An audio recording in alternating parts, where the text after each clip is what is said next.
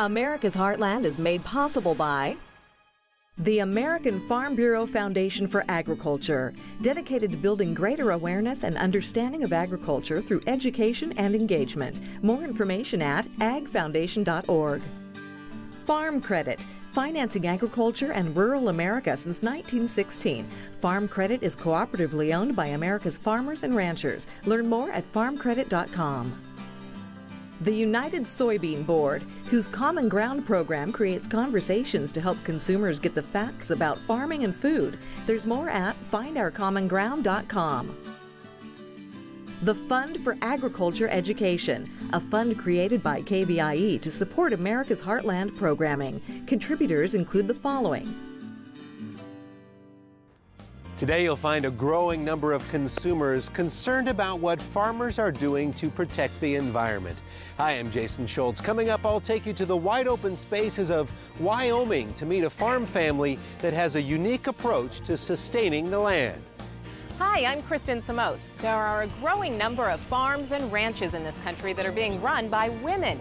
We'll take you to Alabama, where a lady named Annie D has a focus on farming, family, and conservation.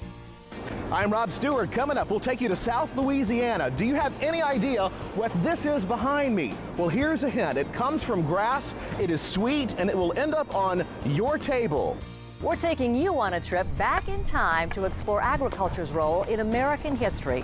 Hi, I'm Sarah Gardner.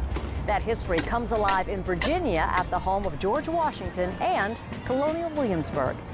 It's all coming up on America's Heartland. You can see it in the eyes of every woman and man in America's heartland, living close to the land. There's a love for the country and a pride in the brand in America's heartland, living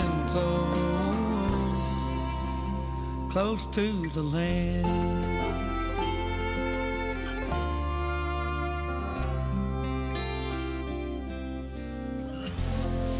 Look at any survey these days and you'll find out that folks want to know about the environment and where their food comes from. For farmers and ranchers, that's meant more of an emphasis on the land that sustains their crops.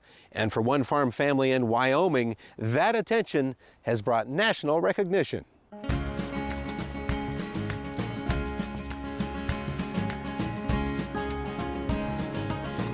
Elisa, Tom, and Anna Fieldgrove are helping out their dad, dropping off salt licks for the cattle on their Wyoming ranch.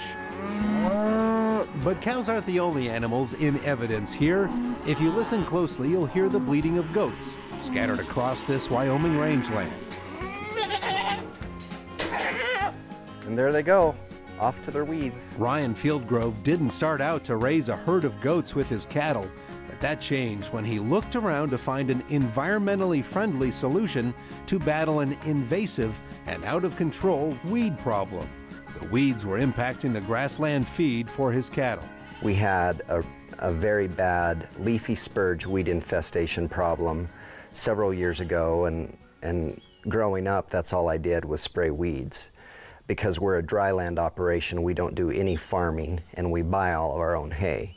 So that leaves us to take care of the cows, fix fence, and spray weeds. In his research, Ryan discovered that goats can be very effective at eating weed canopies. The goats, along with flea beetles to destroy the roots of the weeds, provide a natural herbicide solution. That allowed more grass to grow and gave Ryan time to grow his cattle business. We had assistance from our local weed and pest to pay for herding and at certain times trucking and water, because we did 7 years of about 700 to 1,000 head at one time to really reduce the weeds. It's just been in the last 3 years that we now are able to scale back and run the 100 head year round to keep the weed in check. Half of these are pregnant and are gonna kid in September. Establishing the goat herd demanded an initial expense for the ranch. As the herd grew, however, Ryan was able to sell off surplus animals and use that income to pay for the feed and labor costs associated with the goats.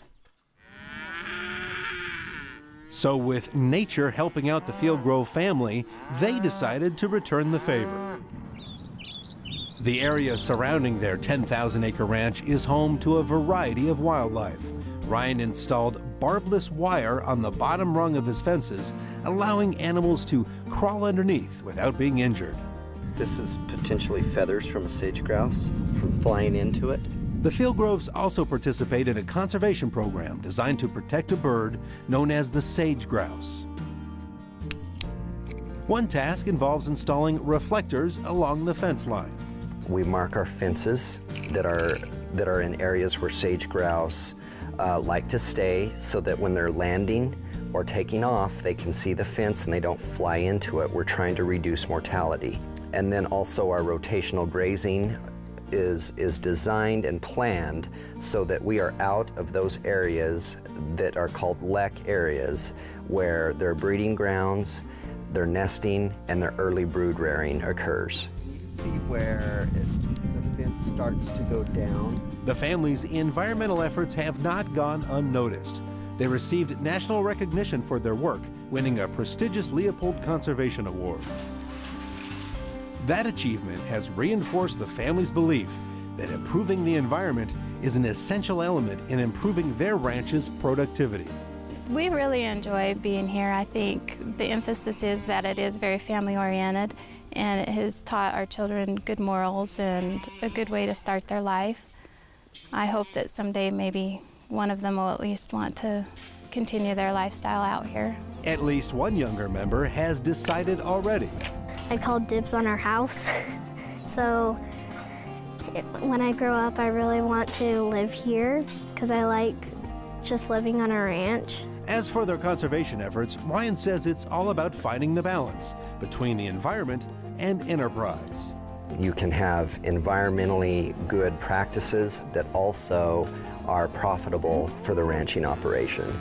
And I think that that's what I feel good about, is we've found a balance.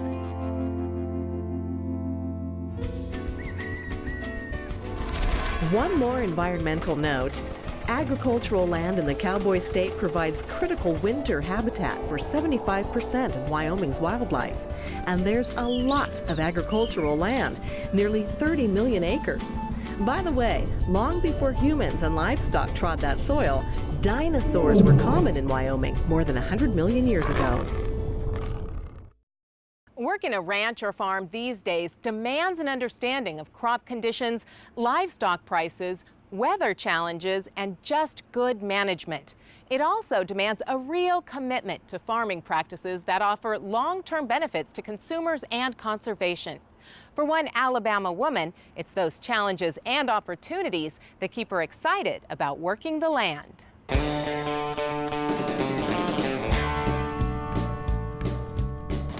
Go on, Cal. Go on. Anyone who knows Annie D will tell you there's nothing this farm woman can't do. She's a go-getter, and, you know, she'll outwork most men I know. Annie oversees operations at the D River Ranch. Spread across some 10,000 acres, the ranch sits near the Alabama-Mississippi border. The ranch is made up of a half-dozen family members, including Annie's brother Mike and her sons Seth and Jesse. But there's no mistaking who's in the driver's seat here. She is. She calls all the shots, and we just follow. Well, she does it all. There's not one thing around here that she can't do. She really loves to run the combine. Her passion is riding horses and working cows, and she does that a lot. Coming back, well, you got one out there. Whoop! Annie began her farming career after graduating from college, working on her family's farm in Florida. In 1989, they sold that property and moved D River Ranch to its current home in Alabama. Well, here we have a cattle operation and a row crop operation, and this morning we were working cattle. We were separating the cows from the calves, weaning a herd. And this afternoon I'm going to be combining corn. Like other agricultural operations across the Heartland, Annie will tell you that the days here are long, and you're never short of something that needs to be done. Working the land with horses and farm equipment, the family and ranch hands will tend 1,000 head of cattle and rotate a half-dozen crops. The ranch also focuses on keeping the land productive by making environmental improvements. It's what's feeding us, and It's what's going to feed future generations. And if we don't maintain this land that's growing our crops, it's not going to be, they're not going to be able to raise crops in the future, and there's going to be a lot of hungry people. Annie and her family have placed some of their land in conservation reserve programs. They've replanted native trees and grasses, and in an effort to conserve water, establish reservoirs to collect winter rains for summer's dry months. We built a reservoir where I can catch wintertime runoff, and I can pump out of a storm creek, store that water that is everywhere in the wintertime, utilize it during the growing season. We had 36 days this year from the first part of June to the middle of July. We didn't get a drop of rain. That's when I'm trying to grow a crop. Hoping to educate the public about the work being done by farmers, Dee River has partnered with school districts and universities, bringing students out to the farm to talk about farming techniques, consumer issues, and agricultural technology. One of our keys is utilizing every acre to its best potential, and we've got to do that because, you know, our input costs are rising just drastically every year. So in order to combat that, I've got to produce more off every acre. And not just this year, I got to be thinking about 10 years down the road. That long-term view touches every aspect of this ranching operation, protecting the land, meeting consumer demands, and providing the opportunity to continue a family farming tradition. I hope that we can continue to do what we're doing. My kids hopefully will have the same shot at it that I have, and hopefully their kids. We just have great faith, and we just know year after year we're going to go do it again. When springtime comes, we plant those seeds and we go again. We just don't ever give up.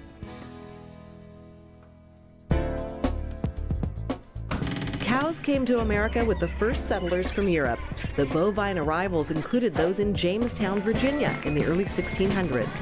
And history books point to domesticated cattle as far back as 5,000 years ago. By the way, there are more than 900 different breeds of cattle in the world. Still ahead on America's Heartland, let's go to Louisiana to meet some sugarcane farmers with a promising future.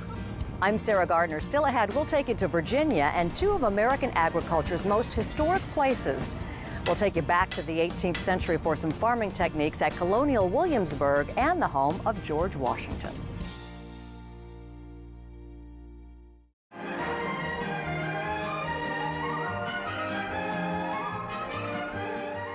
Ever have one of those fruits or vegetables that you walk by in your grocery store and you're a little afraid of because maybe you've never eaten it or cooked it or maybe even heard of it? Well, for lots of folks, bok choy falls into that category, but maybe it's time for you to give bok choy a try.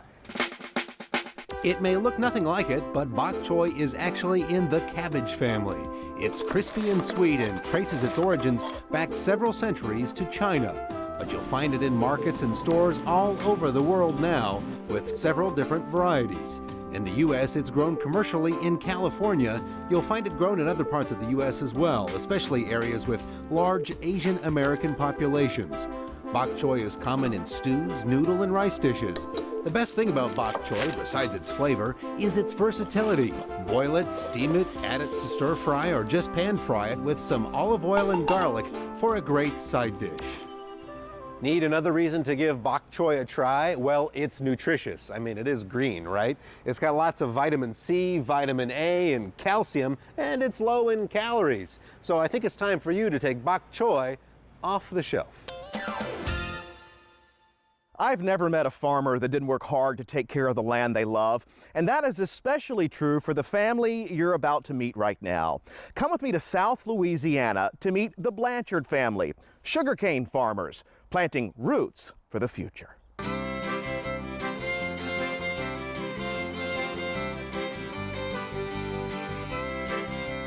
Meet Lane Blanchard. He's a fifth-generation sugarcane farmer in New Iberia, Louisiana. My wife will tell you, I got sugar in my blood. Lane spent his entire life in these leafy green fields, farming 3,000 acres of sugarcane alongside his father, brothers, and sons. So Lane, take me in here because I want to see exactly what sugarcane is. First of all, I had no idea how tall it is. Yeah, well, it's just in the starting stages now. This cane will get up probably on an average of about 10 feet tall. 10 feet? Yeah, at harvest time. And so where exactly is the sugar coming from? Well, actually, as this cane is going to grow, it makes what they call internodes. Internodes, okay. If you dig down deep inside, there's very few now, but... Oh, there it is. If you look here... That's the cane. That's the cane itself. And this is what it'll look like, you know, once it grows out to maturity. Each of these plants on Lane's farm will produce for 3 years, with a sugarcane harvest every 12 months. Once harvested, the stalks of cane are hauled to a processing plant, where they're crushed to extract the raw brown sugar crystals inside. After processing, trucks will haul the brown sugar to the plant's storage area. How did they get what you grew to this? Through a process what we call grinding sugarcane. Grinding sugarcane, and then what happens from here? From here, it's going to go to a refiner, and they will refine it one more time to make a white sugar. Lane sugar is shipped all over the world, ending up in soft drinks, candy, pastries, or in your morning cup of coffee. Being the latest in a long line of cane farmers is important to Lane and his family. I think I love it so much because that's what he has always wanted to do, and it's been in his family, you know, for years and years and years. And, you know, and now that my boys are working with him, and I can see how much that they love it. And just being along their side, helping, and, you know, as a wife, and it means a lot to us.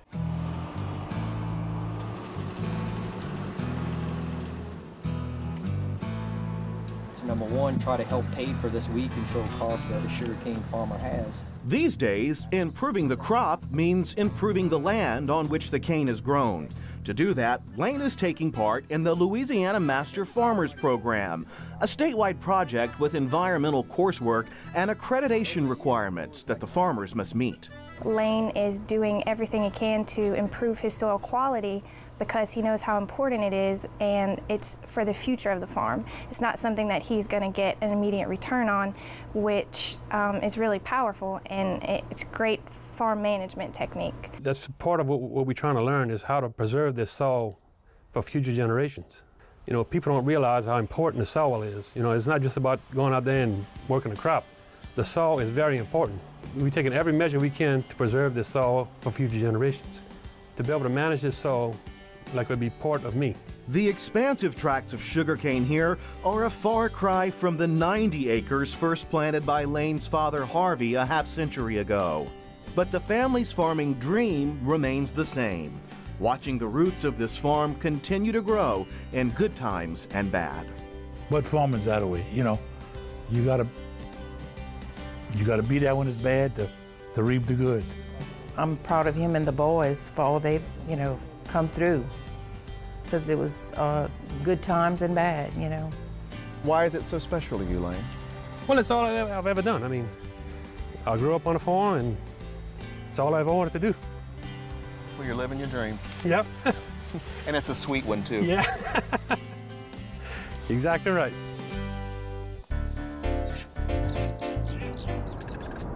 Sugarcane is part and parcel of Louisiana's agricultural history. Jesuit priests first brought sugarcane to the state in the 1750s, finding Louisiana's climate and soil perfect for the plant. It's also a popular crop in almost every tropical and subtropical region on Earth, grown in more than 90 countries worldwide. It's no surprise that the cost and choices of food that you buy at the supermarket are a direct result of American agriculture being the most productive in the world. And farming today owes a debt of gratitude to early American farmers. Where? We'll start in Virginia, where archaeologists are making new discoveries about George Washington, the farmer.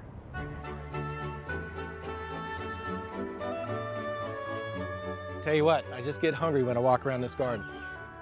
Just set Dean Norton loose in George Washington's garden and watch his enthusiasm spring from the soil. Then some red cabbage, can't wait for that. I love red cabbage, that's just wonderful. Got some new seeds coming up here, and once it's harvested, a new crop comes right back in afterwards. Dean is the director of horticulture at Mount Vernon, George Washington's home and plantation outside Alexandria, Virginia. Here, our first president grew tobacco, corn, and wheat on 5 farms scattered across his estate. Dean figures he's the 37th caretaker of Washington's kitchen garden, a proud lineage stretching back to the 1750s. What you see here is not just reflective of Washington's time, but it's reflective of a person or a master of a plantation that did not have the space to just have a pure pleasure garden. He had to combine necessity with beauty. Necessity meant George and Martha Washington wanted a bounty of fresh vegetables from spring through fall. But letters from that era also suggest something else was needed. Washington, after the Revolutionary War, was honored, was admired, was worshipped, and he knew that he was going to have guests from all around the world visiting on a weekly, daily basis. And so he needed to change his garden that reflected the man that he had become. And so he needed a flower garden. The gradual replacement of veggies with flowers continued into the 1980s. By then, almost the entire garden bloomed with beauty, but nothing to eat. Then archaeologists took a closer look at diaries and documents from Washington and his workers. The gardeners are spending much more time cultivating vegetables than they are flowers. So we know without a doubt that they were here. We used to have 2,000 square feet of vegetables. Now we're cultivating 10,000 square feet of vegetables, which is much more the sort of equation that Washington would have wanted. To go from something that was totally wrong historically to something that we think is so totally right is incredibly exciting. When you visit Mount Vernon or Thomas Jefferson's Monticello, you see the legacy of love for the land shared by these two founding fathers. Both believed agriculture to be the noblest of professions and crucial to the future of the Republic. They were also innovators, practicing crop rotation to preserve the soil, experimenting with new breeds of crops and farm animals. And both believed the best farm tools were the ones you made yourself. Nicholas Kimball is an apprentice blacksmith at Mount Vernon, following the path of craftsmen dating back to 1755. By taking a look at the crops that are being grown here, we can look at historic precedents to the tools that would have been used in that industry. Some things that you would have found made here, this is a style of hoe right here. We've also got an axe right here. This is a manure rake. And you'll see it's a very unique design. It's kind of like a cross between a pitchfork and a rake. But American innovation and invention date well before Washington's day. You'll also find it here at Colonial Williamsburg. Established in 1699, this one-time capital of the Virginia Commonwealth was preserved for the future by a fortunate quirk of history. Well, in a sense, we can thank Thomas Jefferson for that, because when he moved the government of Virginia to Richmond in 1780, this town went to sleep pretty much for 150 years. Admiral Lord Howe has taken anchor. Today, thousands of visitors watch reenactments of historic moments leading up to the American Revolution. Williamsburg has realistic examples of 18th century farm life, demonstrated by folks who actually live here and keep everything authentic. Milling lumber, raising livestock, tending to 80 acres of gardens. And I can cultivate, which is getting the weeds out. And you have to win the war on weeds. Historic farmer Ed Schultz and his horse Lancer are turning the soil between rows of corn and tobacco. We call it a hoe plow, and I'm here to tell you I've used it many, many miles, and it works great. But the horse works great too. Visiting these historic places offers more than just a glimpse into the past. It returns us to the agricultural roots shared by many Americans. And perhaps we come away with a greater appreciation for this most essential industry. Jefferson said that 95% of Americans were farmers at his time. That's how important agriculture was. And the same things that were important then are important now. It makes you a more complete human being to know where your food comes from. And that's why I'm here, to help them see that. Again, it's just even more of an honor to know how special the land, agriculture, cultivation of the earth was to the founding fathers, because that's my profession, and I love it too. That's going to do it for this edition of America's Heartland. Thanks for traveling the country with us. We're always pleased to have you along as we introduce you to interesting people and places. And remember, you can stay in touch with us 24/7. We'll make it easy for you. You can find us on many of your favorite sites or just log on to americasheartland.org to see video and stories from all of our shows. We'll see you next time right here at America's Heartland. You can purchase a DVD or Blu-ray copy of this program. Here's the cost. To order, just visit us online or call 888-814-3923. You can see it in the eyes of every woman and man in America's heartland, living close to the land. There's a love for the country and a pride in the brand in America's heartland, living close to the land. America's Heartland is made possible by the American Farm Bureau Foundation for Agriculture, dedicated to building greater awareness and understanding of agriculture through education and engagement. More information at agfoundation.org. Farm Credit, financing agriculture and rural America since 1916. Farm Credit is cooperatively owned by America's farmers and ranchers. Learn more at farmcredit.com. The United Soybean Board, whose Common Ground program creates conversations to help consumers get the facts about farming and food. There's more at findourcommonground.com. The Fund for Agriculture Education, a fund created by KBIE to support America's Heartland programming. Contributors include the following: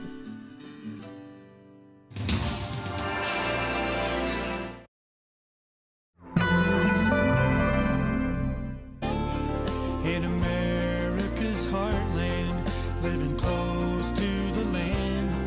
There's a love for the country and a pride in the brand.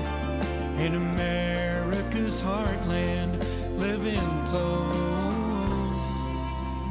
close to the land.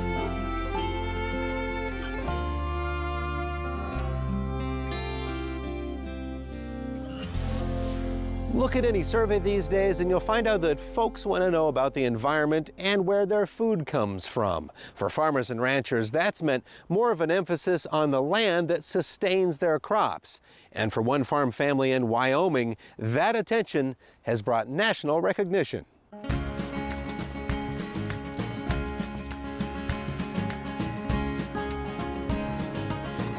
Elisa, Tom, and Anna Fieldgrove are helping out their dad, dropping off salt licks for the cattle on their Wyoming ranch. But cows aren't the only animals in evidence here. If you listen closely, you'll hear the bleating of goats scattered across this Wyoming rangeland. The Fund for Agriculture Education, a fund created by KBIE to support America's Heartland programming. Contributors include the following: Today you'll find a growing number of consumers concerned about what farmers are doing to protect the environment. Hi, I'm Jason Schultz. Coming up, I'll take you to the wide open spaces of Wyoming to meet a farm family that has a unique approach to sustaining the land. Hi, I'm Kristen Samos. There are a growing number of farms and ranches in this country that are being run by women. We'll take you to Alabama, where a lady named Annie D has a... America's Heartland is made possible by the American Farm Bureau Foundation for Agriculture, dedicated to building greater awareness and understanding of agriculture through education and engagement. More information at agfoundation.org. Farm Credit, financing agriculture and rural America since 1916. Farm Credit is cooperatively owned by America's farmers and ranchers. Learn more at farmcredit.com. The United Soybean Board, whose Common Ground program creates conversations to help consumers get the facts about farming and food. There's more at findourcommonground.com. Focus on farming, family, and conservation. I'm Rob Stewart. Coming up, we'll take you to South Louisiana. Do you have any idea what this is behind me? Well, here's a hint. It comes from grass, it is sweet, and it will end up on your table. We're taking you on a trip back in time to explore agriculture's role in American history. Hi, I'm Sarah Gardner. That history comes alive in Virginia at the home of George Washington and Colonial Williamsburg. It's all coming up on America's Heartland.